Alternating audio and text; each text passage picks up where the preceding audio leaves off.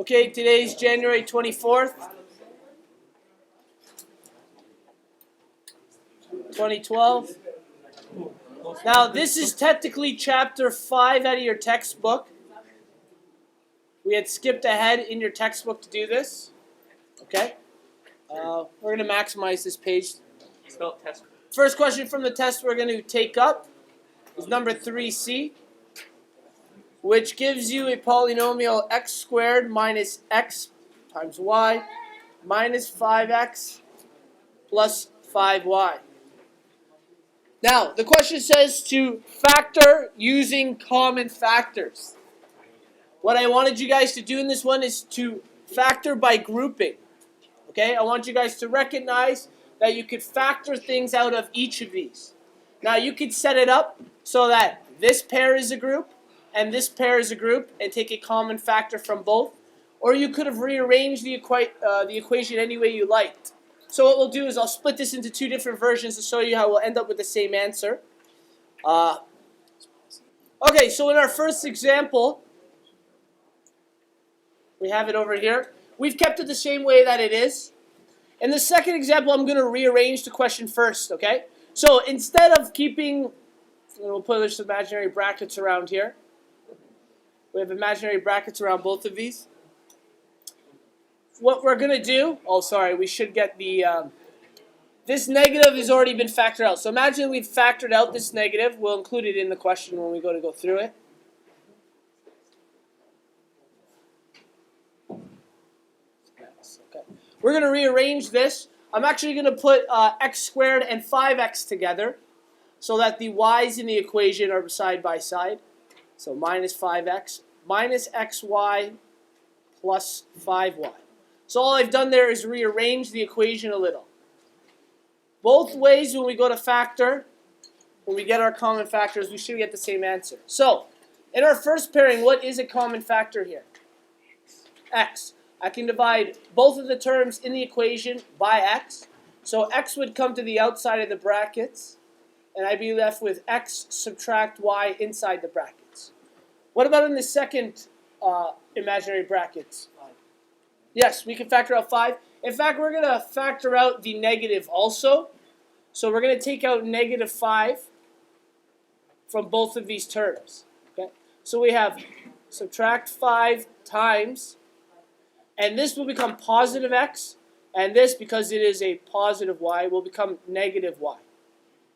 Now, if you guys notice, I have two brackets that are the exact same. I'm actually going to factor those brackets out from each other, including the first term. It's minus y. So when I factor those out, we get x minus y. And then in the second bracket, it's just whatever is left over in front of those brackets, which is the x and the negative 5. So in the end, our answer would be x minus y, x minus 5. Okay? In the other example, same idea, we're just going to factor a little differently. We're going to factor x out of the first one also. So when we factor x out, inside the brackets we'll have x minus 5.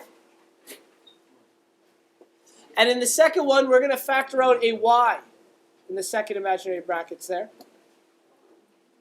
And actually, we're going to factor out a negative y to make the first term positive. So we have subtract y multiplied by x minus 5. Again, I have two common factors here, x minus 5, so I'm going to factor those out from both.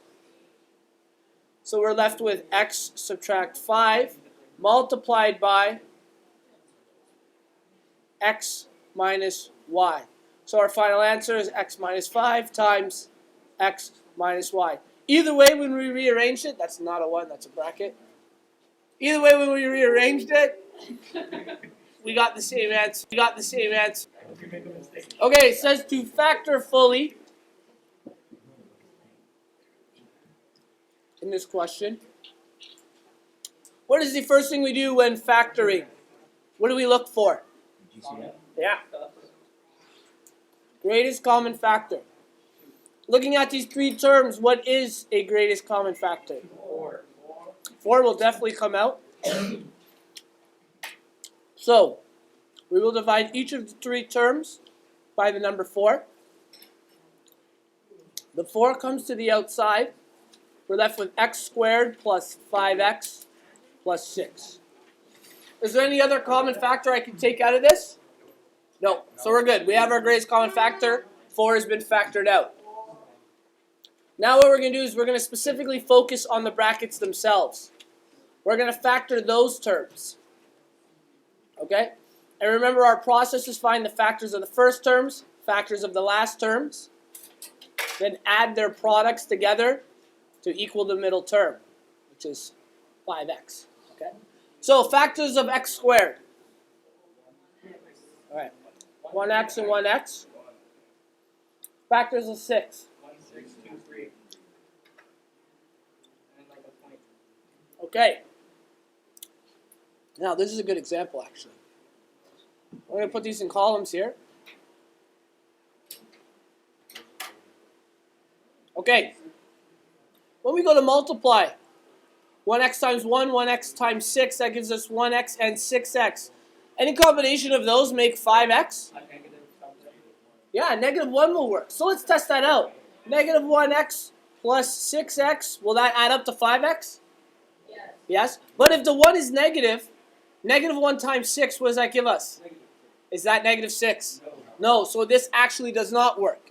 Okay, we have to check through that. So 1, 6 does not work. Let's try the other example.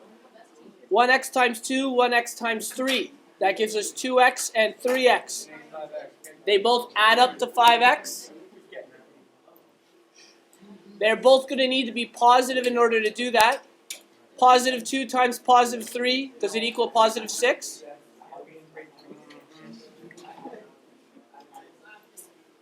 So we've set up our brackets. We have to make sure to bring down the common factor, which is 4.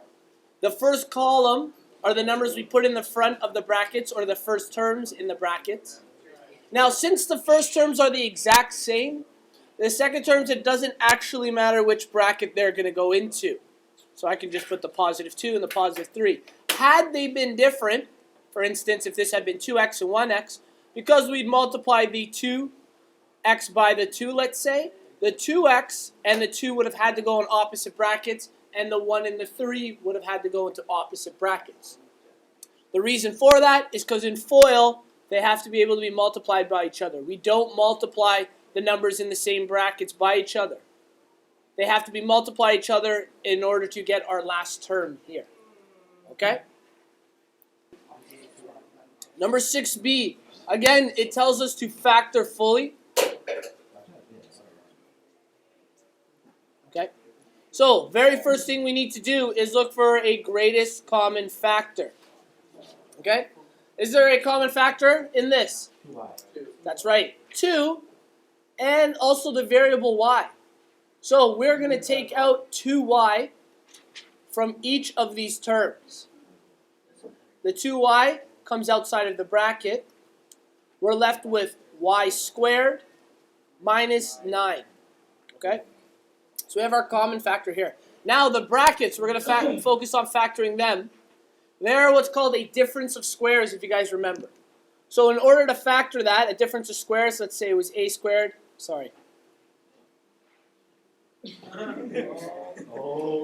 minus b squared.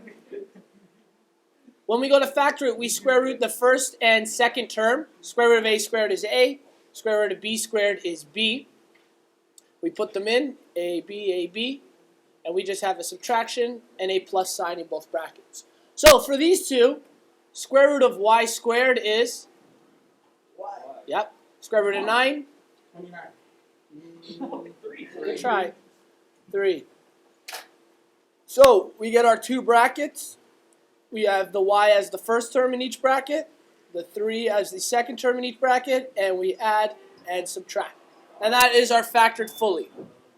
Question 7a is a word problem, and it roughly states that the area of a volleyball court is represented by the equation 2x squared minus 4x plus 2. So let's first of all get in our heads what a volleyball court looks like. Anyone know its shape? Rectangle. It's a rectangle. That looks like a square.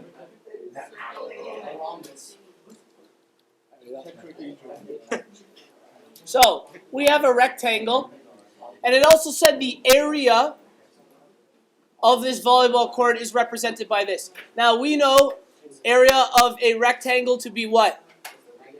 Length times width, okay? Or width times length. So what that means is we need to factor this into two numbers, per se, that will multiply by each other. Now the very first part, A, says to factor completely. So we're going to take this term, and we're going to factor it completely. 2x squared minus 4x plus 2. What is the first thing we do when factoring? Greatest common factor. Is there a common factor here? Good.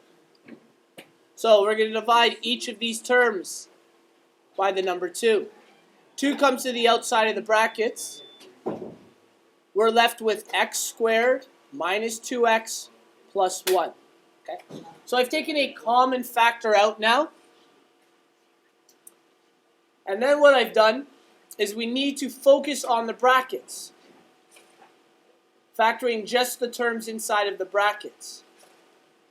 So again, we've gone through this process. We find the factors of the first term, and very simply, the factors of the second term. Their products need to add up to negative 2x.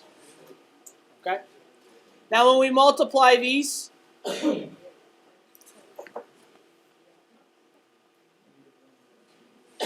right, we're going to get 1x and 1x. And in order to be equal to negative 2, they will both have to be negative. Now let's double check, is negative 1 times negative 1 positive 1? So those terms will work. So when we go to put this back in our factored form, we bring down the common factor, which is 2. And then in our brackets, we put our first terms, which are x and x.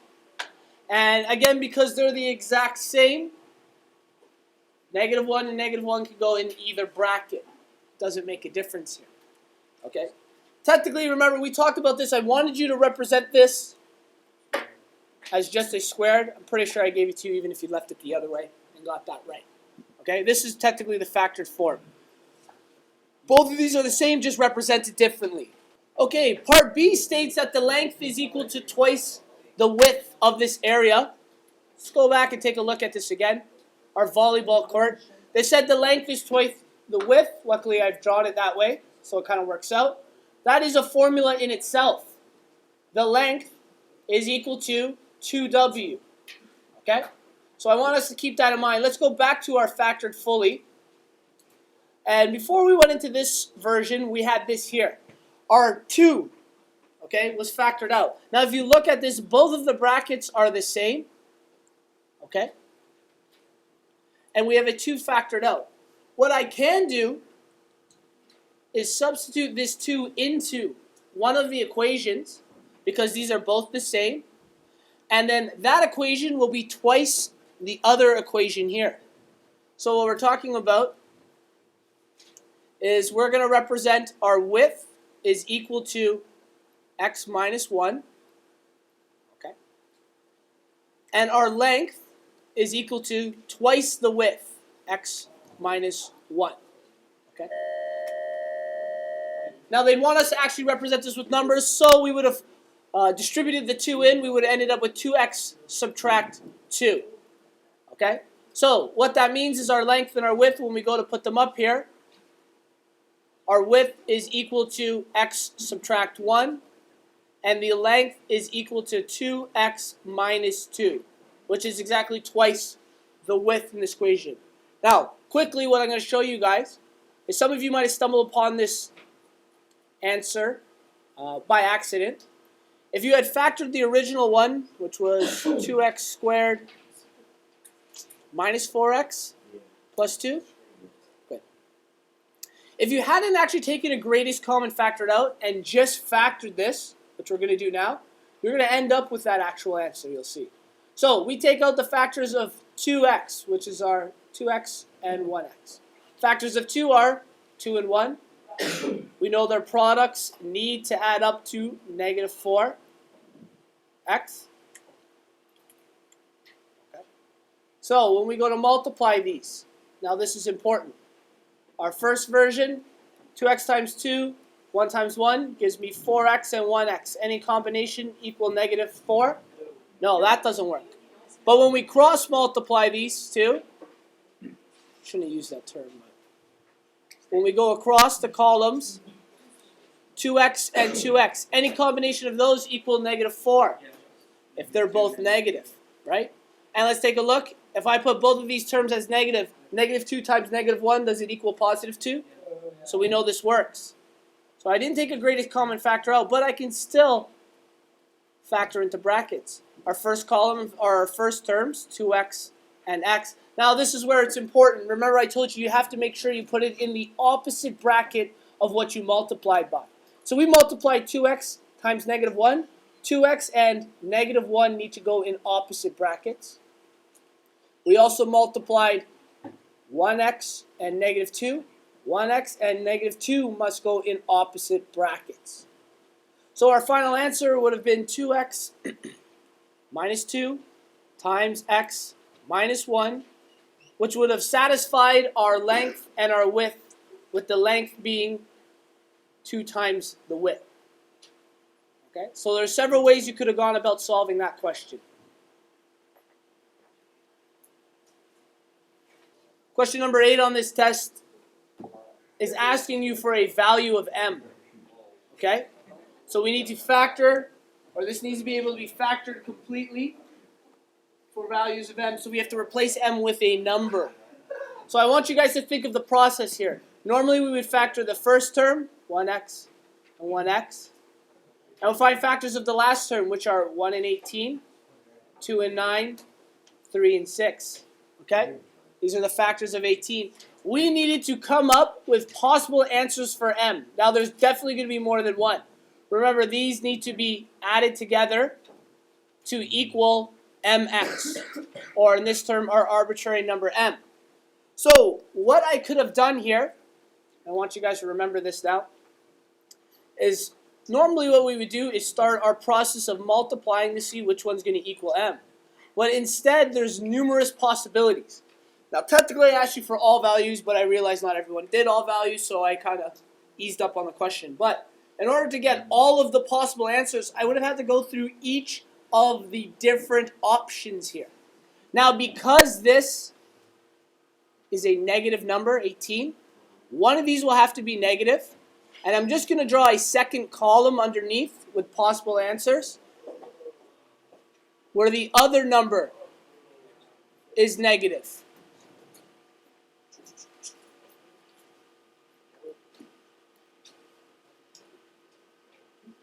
Okay, so these are all the possible options for factors of negative 18. And in this case now we would multiply through them, each of them, to find out what our possible values of m are. Okay, so very first one, 1 times negative 1, 1 times positive 18. That would have gave us negative 1x and 18x. So one possible answer is 17 as an answer of m. Another option, this is just the flipped version of it. Okay? Flipped version of this gives us negative 18x and positive 1x, negative 17x, or negative 17 is an option. Then I will repeat the process. 1 times 2, 1 times 9. Negative 2x, positive 9x, positive 7. The reverse of that, negative 9x, positive 2x, gives us negative 7. And finally, 1 by negative 3 and 6 gives us positive 3. And the other option, positive 3 and negative 6, gives us negative 3. So there are 6 different options for m in this question. I think if you got 2 or 3, I was pretty happy with it. Okay? You could have written them like this: plus or minus 17, plus or minus 7, and plus or minus 3 were all options for m.